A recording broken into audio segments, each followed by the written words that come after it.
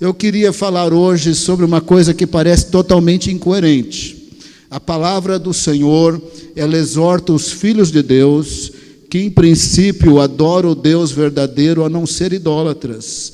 Parece que é totalmente desnecessária a exortação, mas a exortação é bem comum, e na prática você perceberá que ela se torna necessária, ainda que em princípio não fosse, já que nós não somos idólatras, já que servimos o Deus verdadeiro.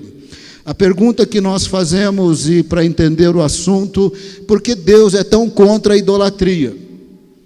Porque se nós não entendermos por que Ele proíbe a idolatria, nós jamais estaremos tão propensos a sermos obedientes e não sermos idólatras. Porque Deus proíbe a idolatria.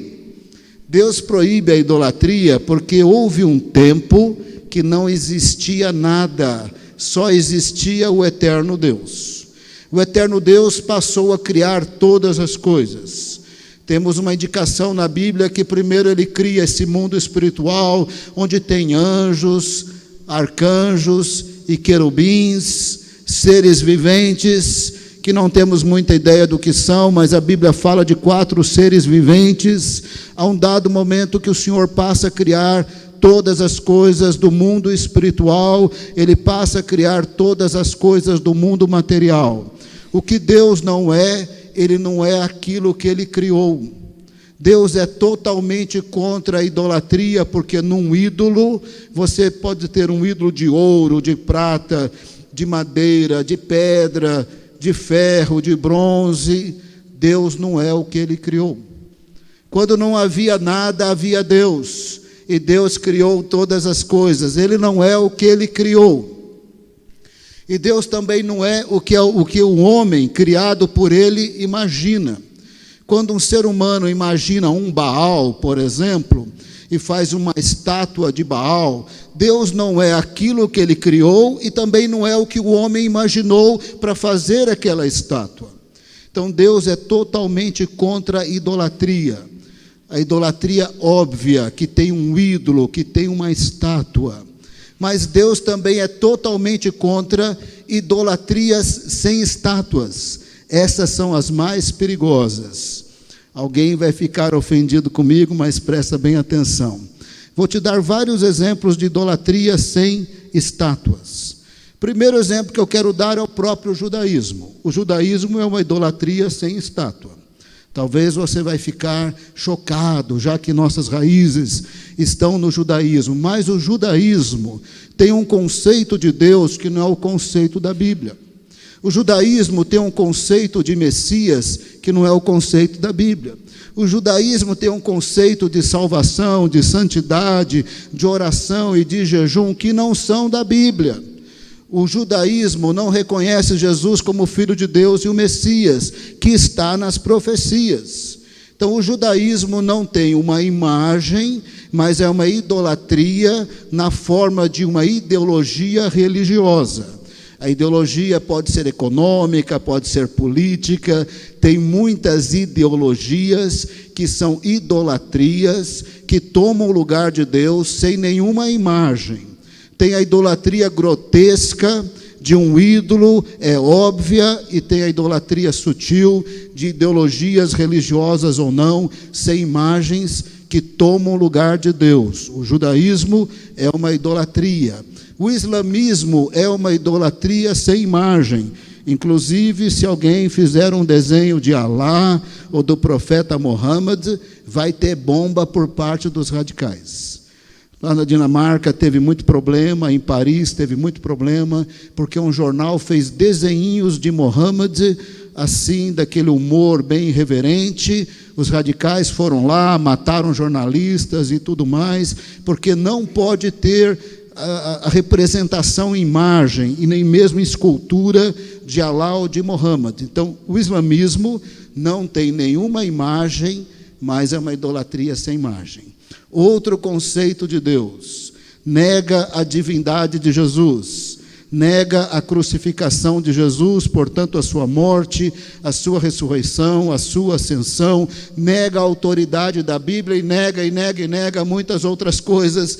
É uma longa história Islamismo é uma idolatria sem imagem.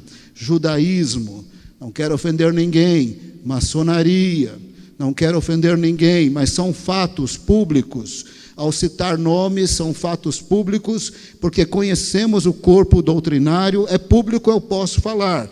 Testemunha de Jeová é uma idolatria sem imagem. Outro conceito de Deus, outro conceito de Jesus, ele não é Deus. Outro conceito sobre a autoridade da Bíblia como palavra de Deus. Há muitas idolatrias óbvias e há idolatrias sem imagem. Essas são as mais perigosas, aonde os filhos de Deus tropeçam. Porque Deus é tão contra a idolatria. Ele não é o que Ele criou. Ele não é o que a humanidade que Ele criou diz que Ele é, imagina que Ele é, na forma de um ídolo ou na forma de uma ideologia. Deus é o que Ele é, ontem, hoje e sempre. O que Deus é, Ele se revelou e Ele é tal como Ele é. Nós o conhecemos por revelação e nós conhecemos pouco. Nós não conhecemos plenamente tudo sobre Deus, porque tudo sobre Deus não cabe na nossa cabeça. Mas nós sabemos o suficiente para saber que Ele é o nosso Pai, Ele nos ama, Jesus morreu por nós e vamos passar a eternidade com Ele. Mas na mente humana, nesse momento, não cabe tudo sobre Deus, mas o que precisamos saber está nas Escrituras, revelado ao longo da história. Porque Deus abomina a idolatria. Ele não é o que Ele criou. Ele não é o que a humanidade inventa e diz que Ele é, na forma de um ídolo ou na forma de uma ideologia econômica, política, religiosa ou o que for. Deus não é o que a humanidade diz que Ele é. Ele é o que Ele é e Ele se revelou. Uma vez que você passa a adorar aquilo que não é o verdadeiro Deus, a palavra do Senhor diz, se quiser abrir, abre, não é obrigado. Quando for obrigado, eu te falo. Deuteronômio 32, 17. Sacrifícios ofereceram aos demônios, não a Deus. Quando alguém adorar a Deus, pensando que adora a Deus, não em espírito, não em verdade, por meio de um ídolo ou de uma ideologia sem imagem, por trás da idolatria que não tem nada a ver com o verdadeiro Deus, entrará em ação as forças das trevas. Por trás de toda mentira, de todo engano, entrará as forças das trevas em ação. Por isso que pessoas envolvidas na idolatria ouvirão vozes, certos milagres acontecerão, porque atrás dessa idolatria haverá ação de espíritos malignos. Mas tendo Deus se revelado, tendo Ele feito uma aliança com Israel no Monte Sinai, então o Senhor passou a dar os 10 mandamentos. Aliás, Ele passou a dar todas as orientações da lei de Moisés, segundo a aliança que este povo tinha com Deus, após terem conhecido Deus por revelação. Mas em Êxodo 20, verso 3, logo de cara, começando os 10 mandamentos, Êxodo 20, verso 3, não terás outros deuses além de mim, não farás para ti nenhum ídolo, nenhuma imagem de qualquer coisa no céu, na terra ou nas águas debaixo da terra, não te prostrarás diante deles, nem lhes prestarás culto. Foi bem claro, foi bem óbvio. O Senhor proibiu a idolatria óbvia, que você vê um ídolo, que você vê um Baal, bem proibido, mas tem a ideologia sem ídolo, essa é a mais perigosa. Parece que não faz sentido proibir um povo que tem aliança com Deus não ser idólatra, mas ao longo da história Israel foi idólatra, ligado aos Baalins. E eles estiveram envolvidos nisso, e ora houve arrependimento, ora houve renovação da aliança, ora saíram quebrando todas as imagens, como nos dias de Ezequias, de Josafá, desses reis tementes a Deus, e ora estavam lá de volta na idolatria, nas forças das trevas, nas forças do mal. Mas a idolatria talvez que levou os judeus mais tropeçarem foi essa idolatria sem imagem que desenvolveu o judaísmo. Já que não podia ter ídolos, não terás outros deuses diante de mim. Os judeus consagrados, ortodoxos, separados, como eles entendiam, não tinham imagem. Mas ao pouquinho eles criaram outros conceitos de Deus, estando muito longe de Deus com outra conceituação, ao mesmo tempo que pareciam espirituais, eram assassinos. Você pode olhar aí pelas religiões do mundo, quanto mais radicais, mais aparentemente espirituais, porque oram, jejuam, recitam, mais assassinos ficam. Porque eles estão numa idolatria sem imagem, mas por trás da idolatria sem imagem tem demônio sim, tem força das trevas sim.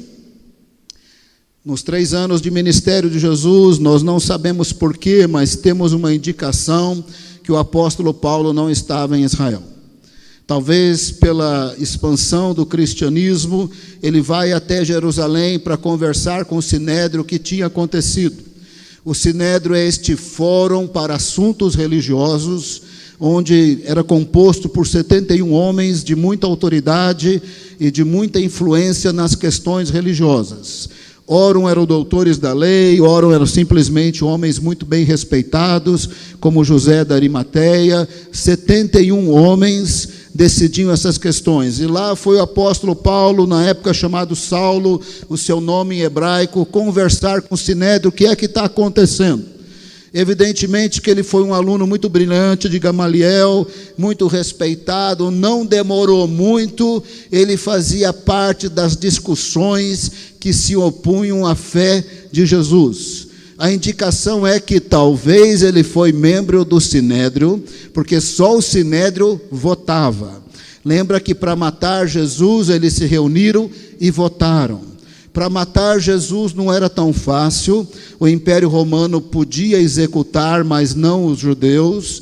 Por Jesus ser quem Jesus era, eles levaram o caso de Jesus para Pilatos, mas eles votaram antes. Os membros do Sinédrio tinham voz e tinham voto. Eles votaram para que Jesus fosse morto. Mas quando a pessoa não era tão influente assim, eles votavam, não levava nada para o Império Romano, eles matavam e eles torturavam. Lá estava o apóstolo Paulo nessa idolatria sem imagens, com outra conceituação, pensando que servia a Deus, inimigo de Deus, inimigo de Jesus.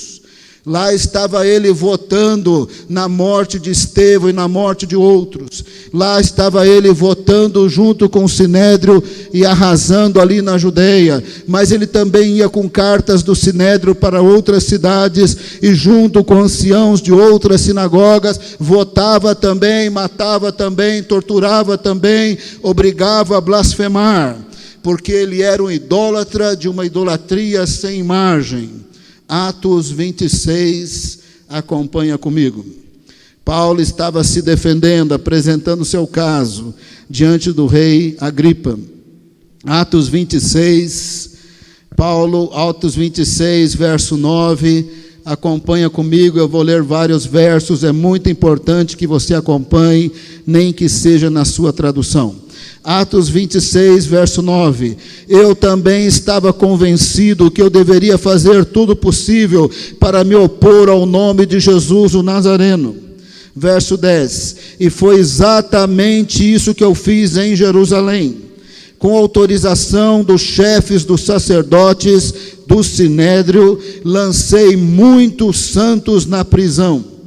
Quando eles eram condenados à morte, eu dava o meu voto contra eles, parece que sendo ele também membro do Sinédrio.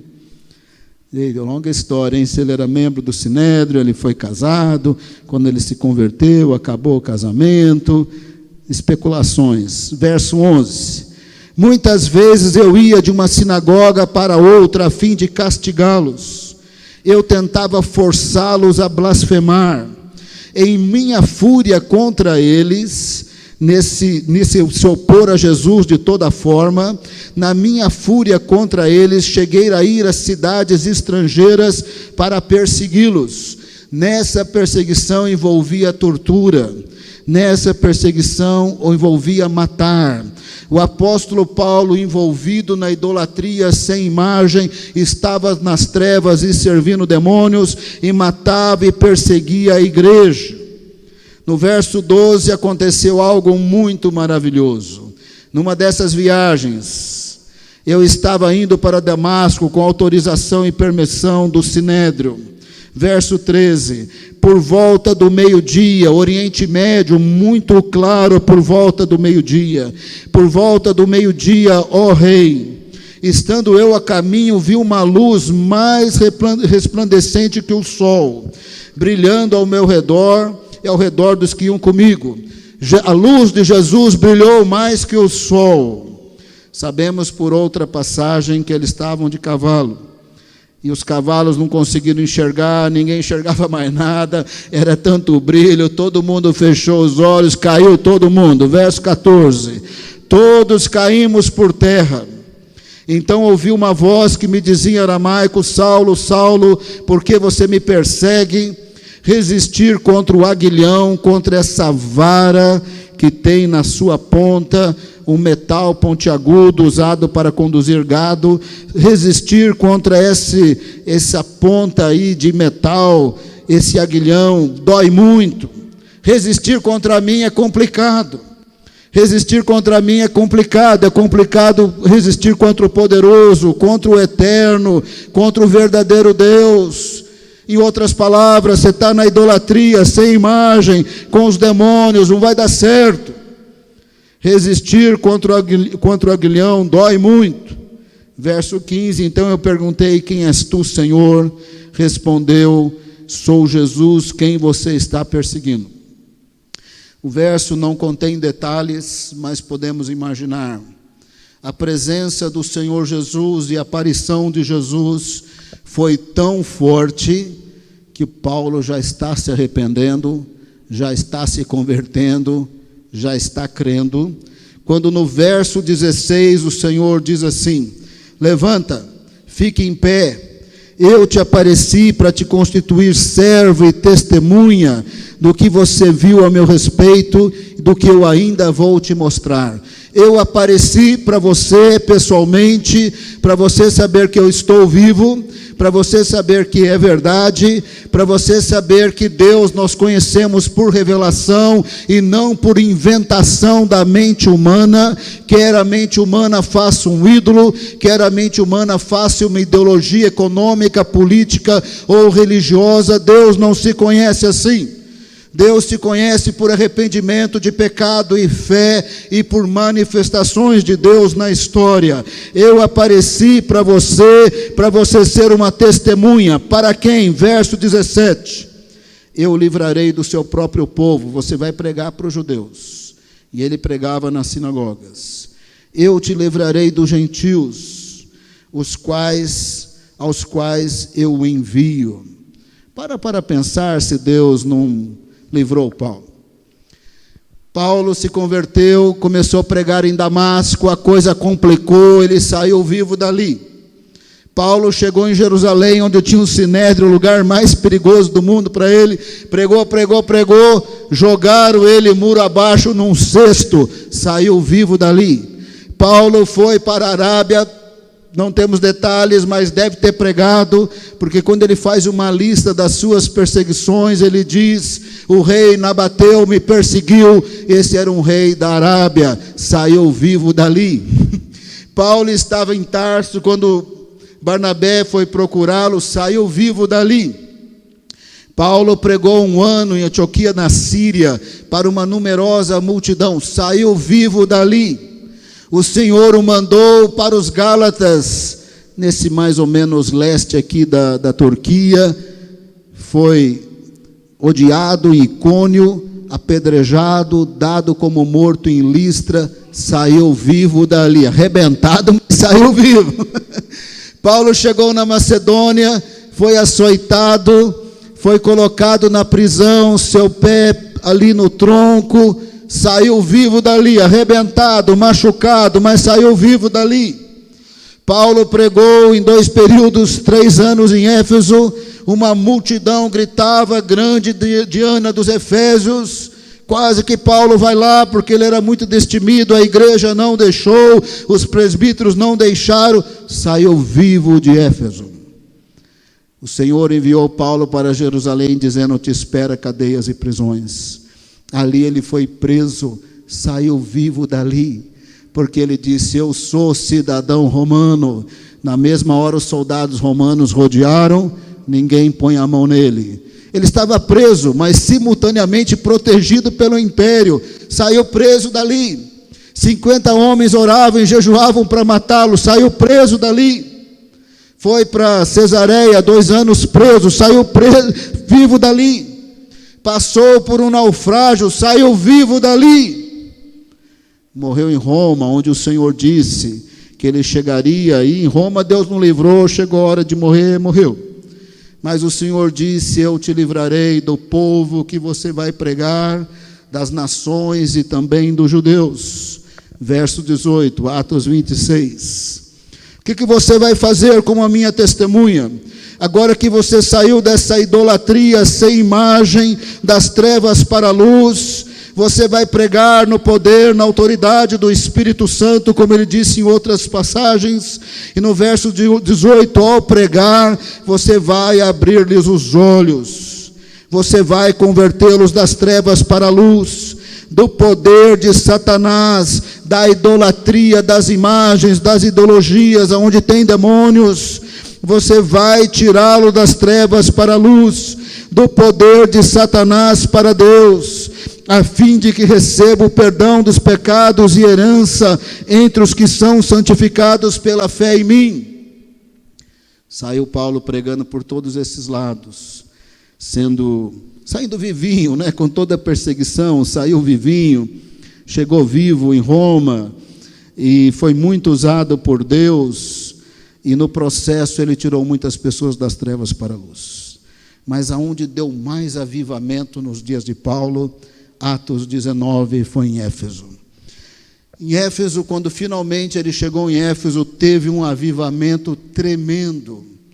Da escola de Tirano, ele formava evangelistas. Eles fundaram igrejas por toda a Ásia Menor, na Mísia, e vai saber onde mais. Igrejas que sabemos que existiram, mas não temos detalhes.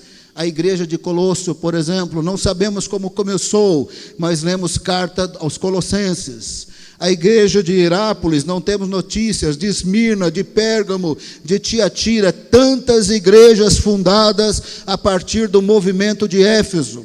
A igreja possivelmente de Troade, de tantos lugares assim, deste avivamento de Éfeso.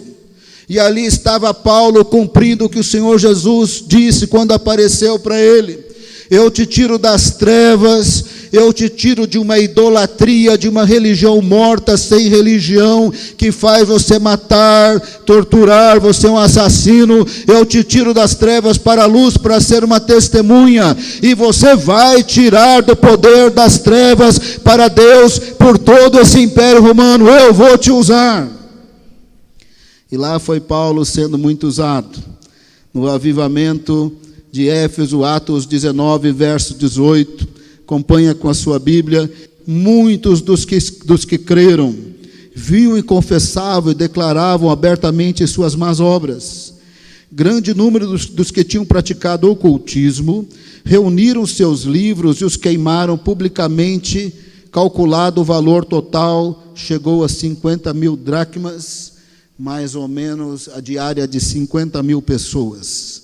Dessa maneira, a palavra do Senhor muito se difundia e se fortalecia.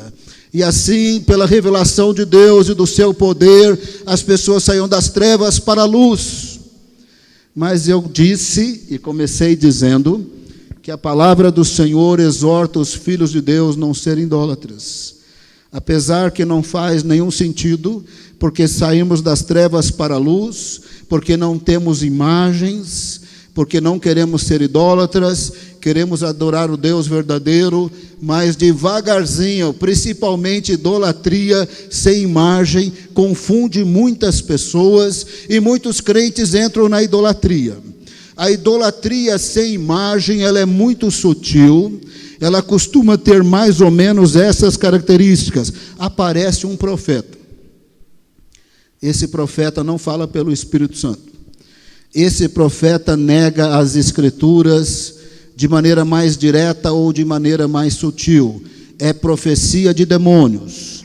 Demônios são seres espirituais reais que têm certa medida de poder, se der corda para eles. Então, profecias de demônios, sonhos de demônios, revelações de demônios. Portanto, tem uma revelação sim, tem um sobrenatural sim, mas é demônio. E através desses demônios, de maneira muito sutil, vai torcendo os conceitos bíblicos. No final do primeiro século surgiu outra idolatria sem ídolo, muito perigosa, que destruiu bastante. Surgiu os gnósticos, que vem de gnosis, no grego significa conhecimento. Então surgiu essa turma que disse: eu tenho conhecimento. Conhecimento que negava a revelação histórica de Deus. Conhecimento que negava as Escrituras. Eu tenho conhecimento, porque agora eu descobri que eu sou profeta. Eu descobri que alguém aí, eu fico possuído por alguém aí, e eu tenho revelação. Eu tenho revelação que ninguém tem. Isaías não tinha, Ezequiel não tinha, Daniel não tinha, os apóstolos não tinham, mas eu tenho. E nessa revelação de muitos falsos mestres e profetas, muitos vários, no final do primeiro século e segundo século, eles reivindicaram várias linhas de pensamentos confusas, mas mais ou menos em linhas gerais, uma espécie de mitologia grega. Então, lá nas chamadas revelações, no conhecimento que eles tinham, havia deuses e deusas que se relacionavam, e essas deusas tinham filhinhos, deusas e deusas. Um deles era Jesus, o outro era Sofia, sabedoria, o outro era a palavra, e assim vai. Nessa chamada revelação, Jesus era Deus, mas não Deus da Bíblia, Deus à semelhança de mitologia grega. Nessa chamada revelação, havia deuses, mas não havia o Deus verdadeiro. Nessa chamada revelação, havia outro conceito de salvação, de santidade. Nessa outra chamada revelação de demônios, começaram a falar que a matéria está eternamente perdida. A Bíblia não diz isso. A Bíblia diz que os nossos corpos têm que ser santificados no sangue de Cristo e pelo Espírito Santo, porque nós somos templo do Espírito Santo. 1 Coríntios 6 diz que nós não podemos nos associar com prostitutas, com a iniquidade, com o mal, porque nós somos templo do Espírito Santo. A palavra de Deus diz para santificarmos em corpo, alma e espírito. Mas os gnósticos falaram: não, o corpo é sempre mau, pode pecar à vontade, ele vai ser destruído, o espírito já está com Deus. Com uma revelação diferente de Deus, de Jesus e de santidade, essa heresia foi entrando nas igrejas, destruiu muitos lares, destruiu muitos casamentos, levou muitas pessoas a se perderem, porque havia um profeta, havia um poder, havia uma revelação, e de maneira sutil, poder demoníaco, ensino errado, mais incentivo à promiscuidade, trouxe muita destruição. 30 anos depois do avivamento, na região de Éfeso, Jesus tinha uma palavra para os seus filhos, Deus tinha uma palavra para os seus filhos. Apocalipse capítulo 2, abra sua Bíblia, quando eu mostrarei nas Escrituras que é ilógico, não parece que faz sentido, não parece que precisa, mas filhos de Deus podem se tornar idólatras se não vigiarem, são filhos de Deus. Apocalipse 2, verso 12, ao anjo da igreja em Pérgamo escreva: essas são as palavras daquele que tem a espada afiada de 2 gumes. Esta é a palavra do Senhor. Quando o Senhor Jesus fala, tudo acontece. Ele é poderoso. Verso 13, ele diz: eu sei aonde você vive. Você pensa que o seu vizinho é ruim, porque o cachorro começa a latir às 2 da manhã e não para mais? Você fala: pastor, Esse vizinho sou eu, é o meu cachorro que late, ninguém aguenta lá na rua. Você pensa que seu vizinho é chato porque sábado de manhã ele liga funk com aquela letra maravilhosa, aquela melodia bonita. Seu vizinho podia ser pior. Verso 13. Sei onde você vive, onde está o trono de Satanás. Contudo, você permanece fiel. Eles são crentes. Contudo, você permanece fiel ao meu nome. Você não renunciou à sua fé em mim. Eles são crentes. Nem mesmo quando Antipas, um líder abençoado, respeitado, minha fiel testemunha, foi morto nessa cidade onde habita Satanás, o pior dos vizinhos que poderia ter. Não deve ser literal, é um centro de corrupção que havia ali. Eles são crentes. As pessoas estavam sendo mortas, mas eles não negavam Jesus, eles são crentes. Mas onde é que esses crentes estavam tropeçando? No entanto, tenho contra você algumas coisas. Você tem aí pessoas que que se apegam ao ensino de Balaão. Não é literalmente o Balaão do livro de Números, ele já morreu. É uma simbologia de falso profeta, falso mestre, que recebia revelações de demônios. E assim como Balaão incentivou o rei Balaque, o rei Moabita, a levar os israelitas a tropeçar, mandando para cima deles sacerdotisas, prostitutas da religião de Midian, mandou prostitutas, sacerdotisas, prostitutas, os israelitas pecaram, se envolveram com comida sacrificada em cerimônia satânica, se envolveram com essas sacerdotisas, participaram das cerimônias, se embriagaram, comeram comida sacrificada em cerimônia satânica, e assim o Senhor os visitou com uma praga lá, morreu muita gente nesta ocasião. O que estava acontecendo em Pérgamo no primeiro século, por meio de profecia satânica, pessoas estavam se envolvendo possivelmente nesse gnosticismo e na imoralidade do gnosticismo. Verso 15. Vocês estão aí envolvidos com o ensino de Balaão. Verso 15, com o ensino dos nicolaítas, possivelmente na mesma linha gnóstica. Verso 16, arrependa-se. Arrependa-se, senão virei em breve até você e lutarei contra eles, com a espada da minha boca. Quando eu falar, tudo acontece e vai acontecer. Mas se vocês que são meus servos se envolverem nessa idolatria sem imagem, com revelação satânica, com promiscuidade, com obra das trevas, vocês vão entrar no pacote do julgamento. Então virei contra eles com a espada da minha boca e vai sobrar para vocês também. Verso 17, aquele que tem ouvido ouça o que o Espírito diz à igreja. Ao vencedor darei do maná escondido. Essa é a verdadeira comida que o Espírito Santo de Deus dá. Não é a comida de sacrifícios a demônios.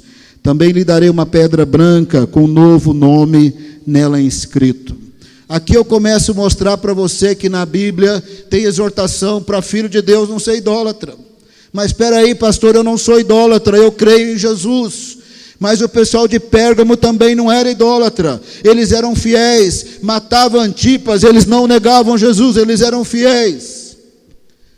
Mas eles começaram a tropeçar por ensino maligno, de revelações malignas, de milagres malignos, de conceituação errada, idolatria sem imagem, com revelação satânica, os levando para a promiscuidade e para cerimônias satânicas, por meio de envolvimento com mulheres, também prostitutas, envolvidas nas religiões das trevas. O mesmo estava acontecendo em Tiatira.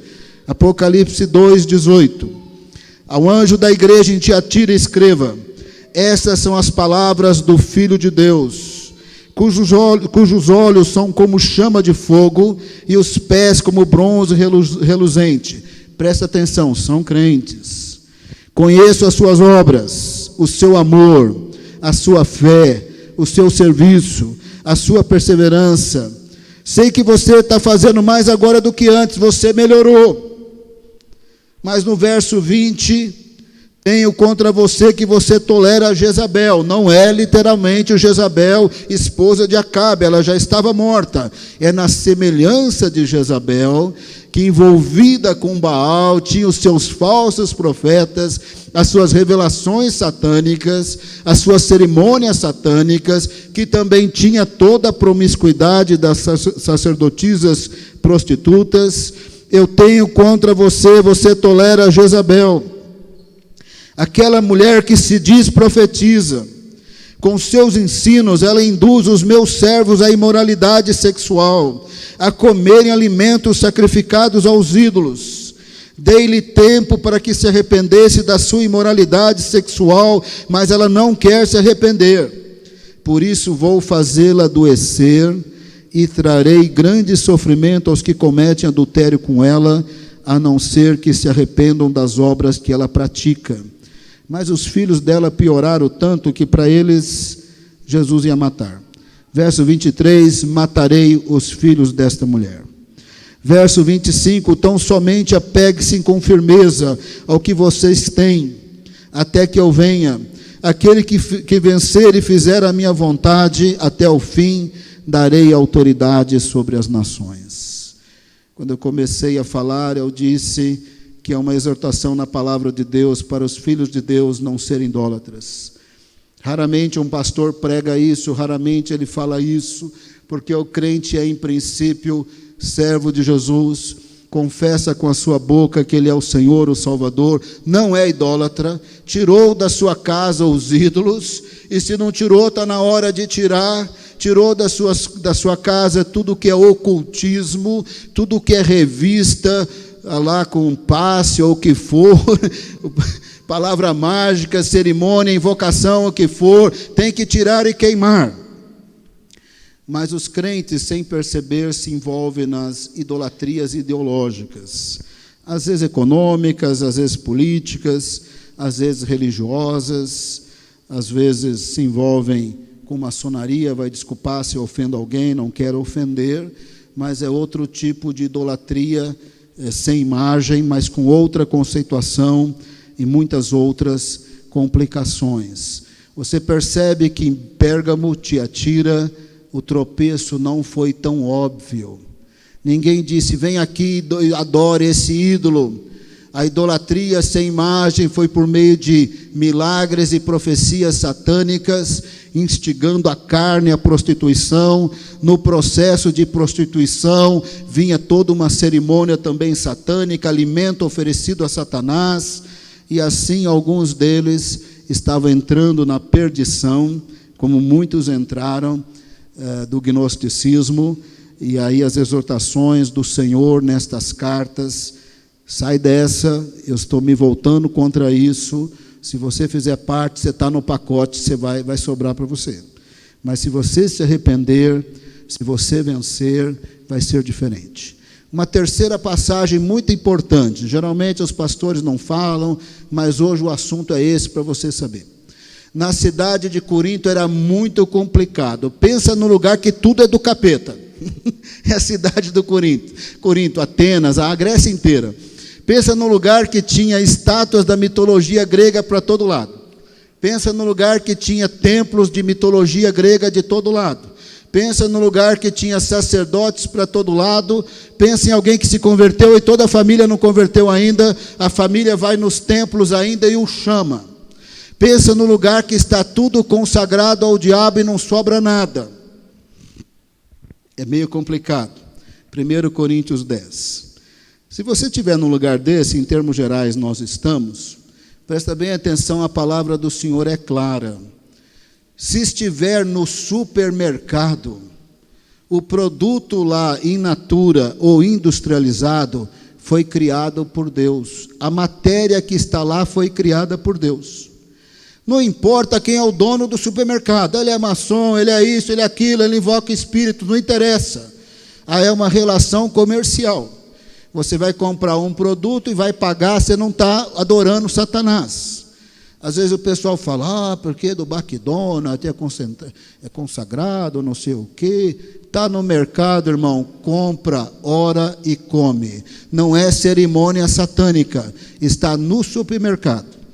Tudo na cidade de Corinto, em todo o comércio, estava consagrado. Compra, ora e come. Não está participando de cerimônia satânica. E se alguém te convidasse para um jantar em Corinto, tudo estava consagrado, aquilo que ele comprou estava consagrado. Vai e come, é um relacionamento social, ora e come. Mas se a pessoa falar, isso aqui eu consagrei, aí não come. Na verdade, poderia orar e comer, mas não come, porque a pessoa pensar assim, esse crente adora Jesus e o diabo. Nessa hora não pode comer. 1 Coríntios 10, isso é bem claro, está na palavra, eu não estou inventando. 1 Coríntios 10, verso 25. Comam de tudo que se vende no mercado, sem fazer perguntas por causa da consciência, pois do Senhor é a terra e tudo que nela existe. Está no supermercado, Deus criou. Ou in natura, ou industrializado, Deus criou. Comam de tudo que está no mercado, faça a compra, ora e come, não tem problema. Verso 27, se algum descrente o convidar para uma refeição, lá em Corinto estava tudo consagrado.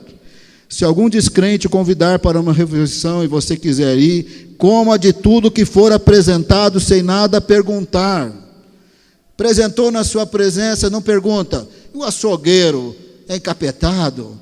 E fizeram alguma coisa, convidou, muito obrigado, ora e come, sem nenhum problema.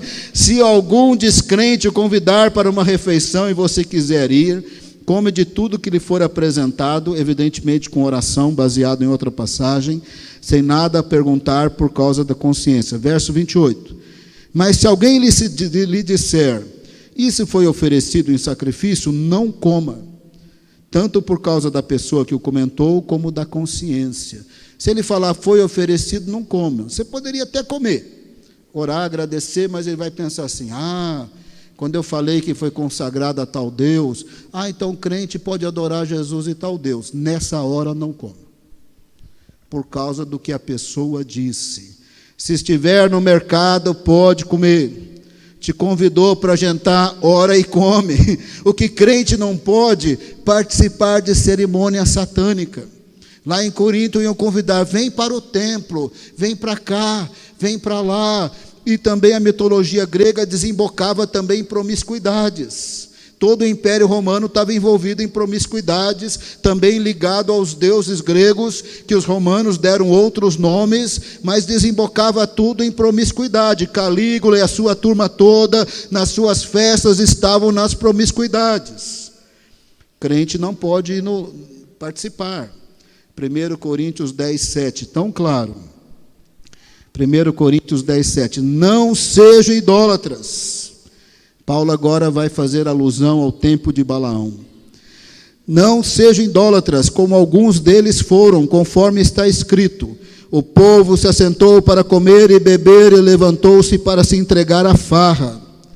Não pratiquemos imoralidades, como alguns deles fizeram, e num só dia morreram 23.000. Paulo está se referindo aos dias de Balaão. Verso 14, por isso, meus amados irmãos, fujam da idolatria, fujam de qualquer convite que envolva cerimônias, oferendas, porque o ídolo não é nada, mas por trás do ídolo tem demônios. Paulo vai dizer isso bem claro no verso 19. Verso 19 ele diz, portanto, o que estou querendo dizer? Será que o sacrifício oferecido ao ídolo é alguma coisa? Ou o ídolo é alguma coisa? Não, o ídolo não é nada. Ele não ouve, ele não enxerga. Verso 20, quero dizer que o que os pagãos sacrificam é oferecido aos demônios e não a Deus.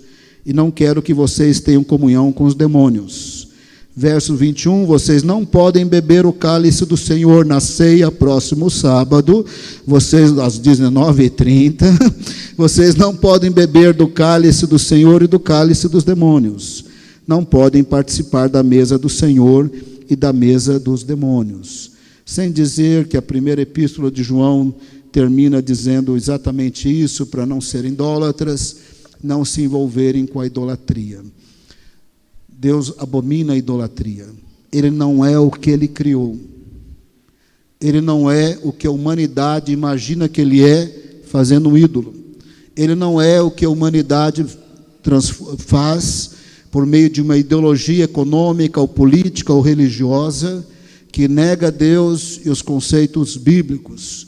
Deus não é o que a humanidade diz que ele é o que ele é, tal como ele se revelou. Uma vez que nós o conhecemos, nós temos que amá-lo, adorá-lo, não terás outros deuses diante de mim.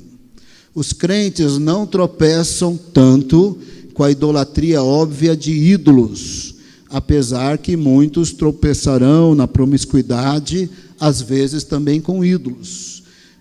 O maior problema da igreja ao longo dos séculos, mesmo hoje, da igreja brasileira, é a idolatria da ideologia sem ídolos. Nos nossos dias, muitos crentes são ultramarxistas, são mais marxistas do que crente.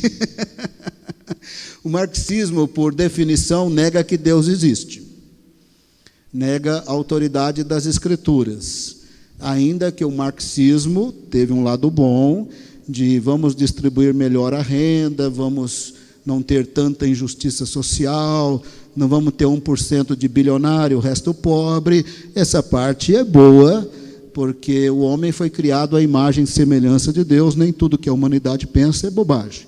Mas, evidentemente, que o marxismo é uma ideologia sem imagem, e tem muito crente tão marxista, que ele é mais marxista do que crente.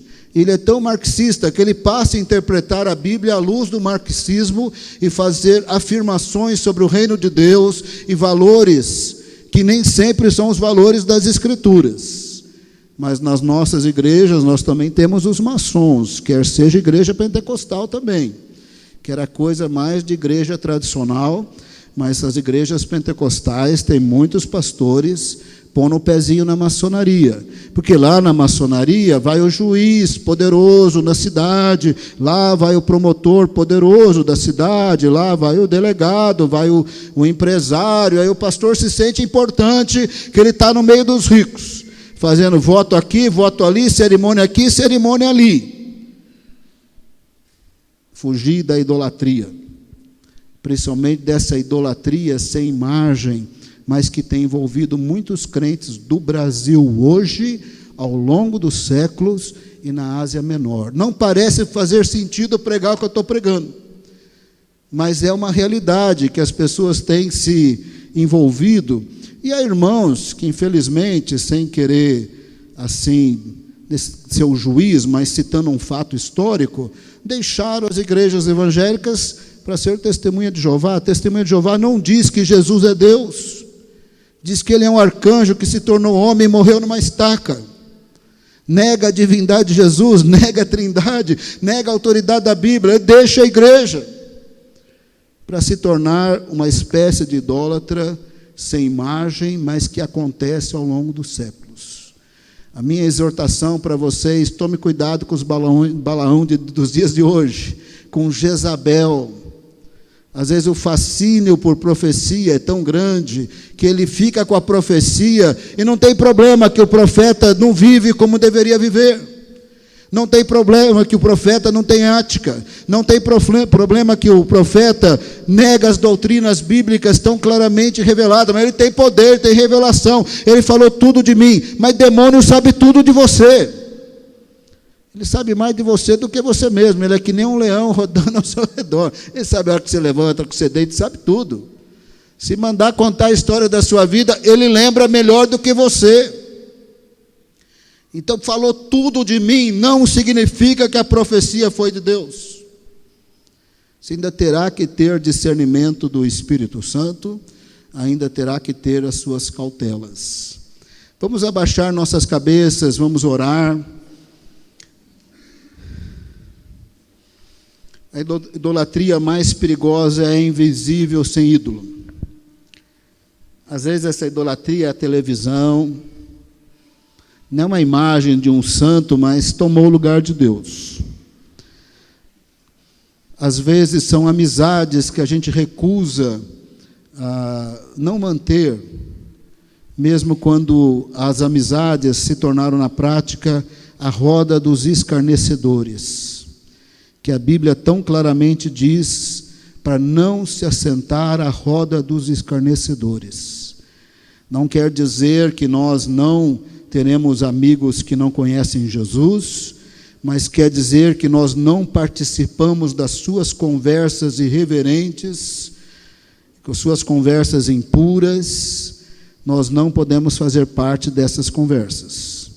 Não podemos fazer parte das conversas das piadas impuras. Não podemos fazer parte das conversas de declarações de duplo sentido com sensualidade, querendo induzir a promiscuidade, a infidelidade no casamento. Nós não podemos fazer parte. Crente, você vai dizer, o pastor é meio legalista, mas crente não pula carnaval, irmão. Crente não se embriaga. Crente não fala palavrão.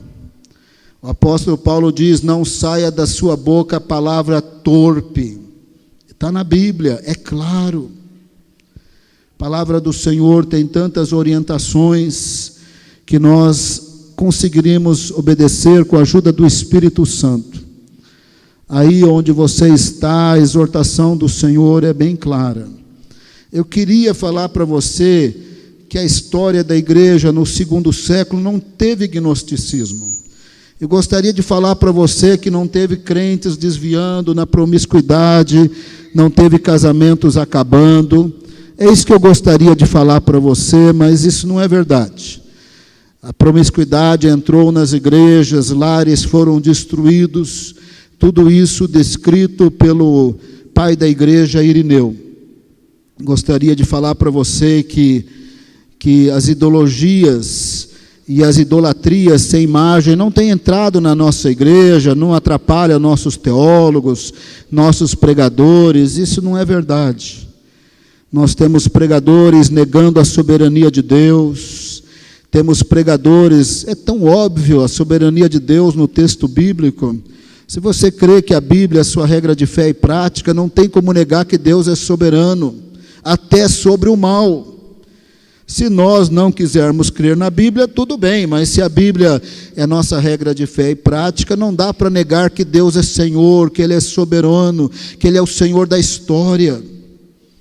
Não dá para negar o que está falado na revelação histórica de Deus. E a palavra do Senhor diz, não terás outros deuses diante de mim. Não farás para ti imagem de escultura. Você tem que sondar lá na sua casa. Se você não sumiu com as revistinhas que não presta, está na hora de sumir. Se não sumiu com os terços ou o que for, com as imagens, está na hora de sumir.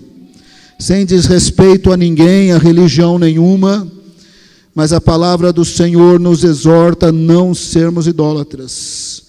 Nós não temos tanta dificuldade com a idolatria óbvia das estátuas, mas temos dificuldade com as idolatrias sem imagens, das ideologias religiosas ou não, que vai entrando na nossa mente, no nosso coração, e vai tomando o lugar de Deus. Às vezes é o futebol, não é?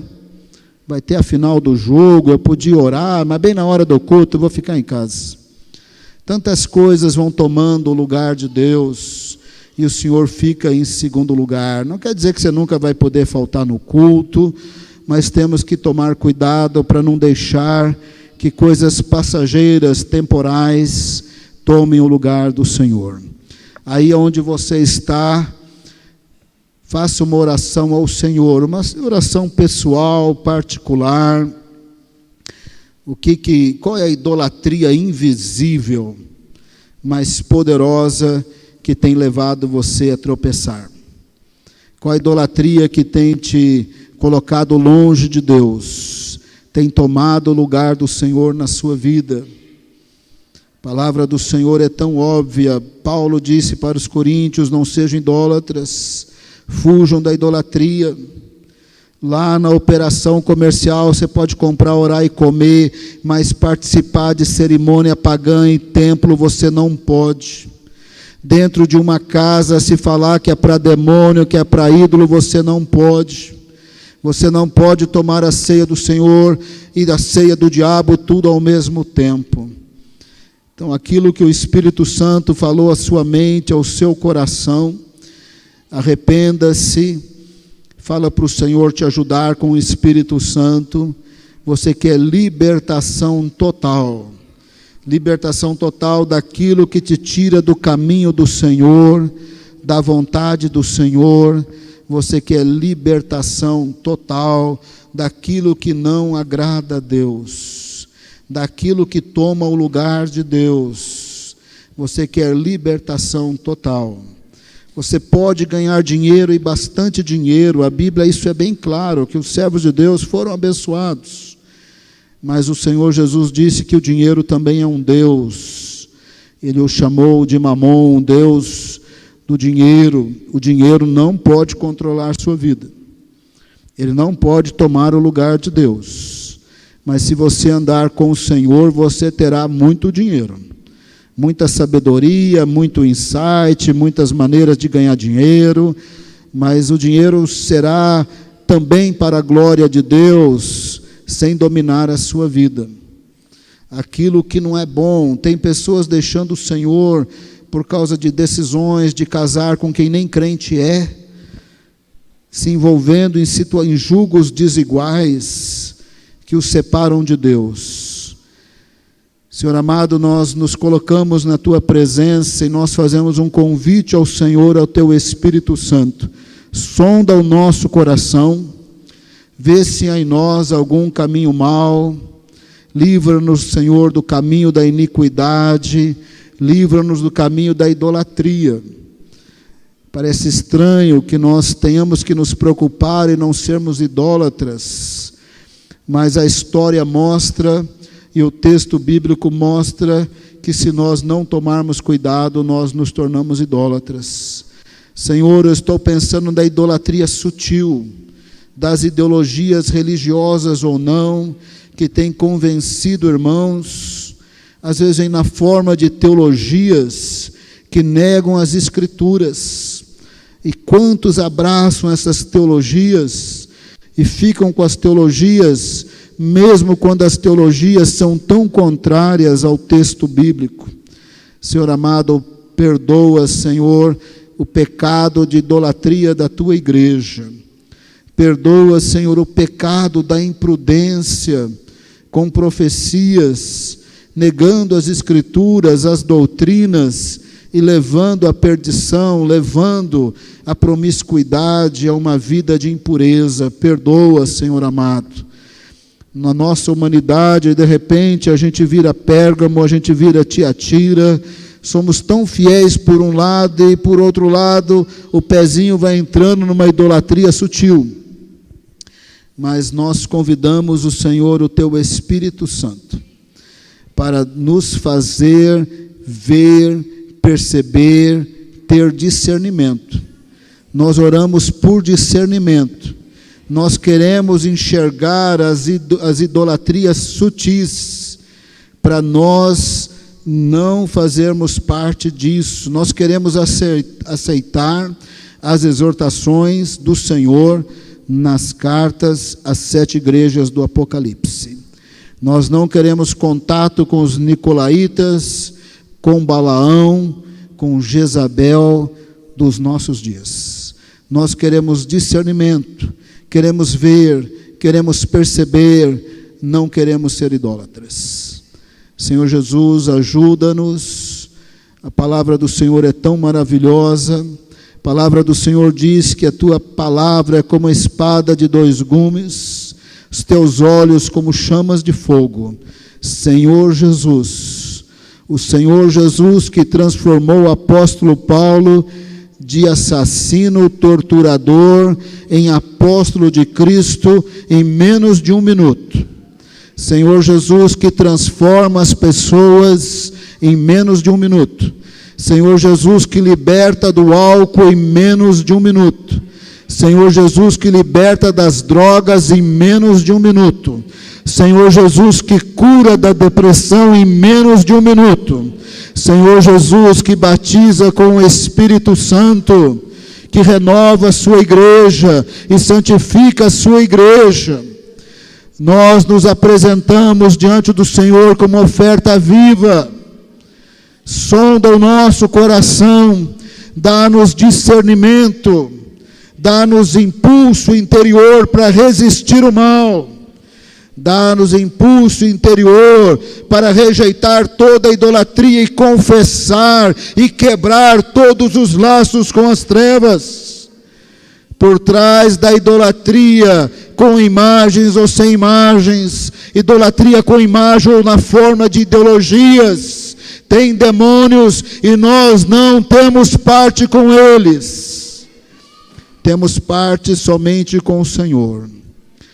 Senhor, ajuda-nos, nos arrependemos, nos entregamos, nos consagramos ao Senhor e recebemos toda a ajuda do Espírito Santo de Deus. Agora vamos ficar em pé e nós vamos quebrar todo o laço com o mal. Agora nós vamos falar com as trevas, não é com o Senhor não, tá? Em nome de Jesus... Fala mais bravo, irmãos. O demônio não é seu vizinho lá, que nem Pérgamo, não, né? Você não gosta dele, não. Então você fala mais bravo. Em nome de Jesus, eu rejeito agora toda a influência do mal, das trevas, de Satanás, da idolatria, óbvia ou sutil. Eu rejeito, eu mando embora, eu quebro no poder e na autoridade do nome de Jesus. Ao meu redor, na minha casa, nos meus bens materiais, na vida dos meus entes queridos, eu autorizo, eu só permito a presença dos anjos de Deus e a presença do Senhor Jesus.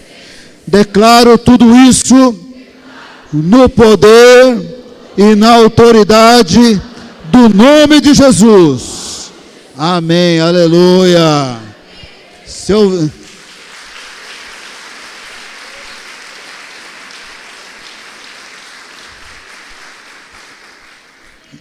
Desse jeito, por pior que seja o seu vizinho, pelo menos o capeta não é, viu, irmão? Vamos terminar o culto. Que a graça do Senhor Jesus, o amor de Deus e as consolações do Espírito sejam conosco desde agora e para sempre. Amém.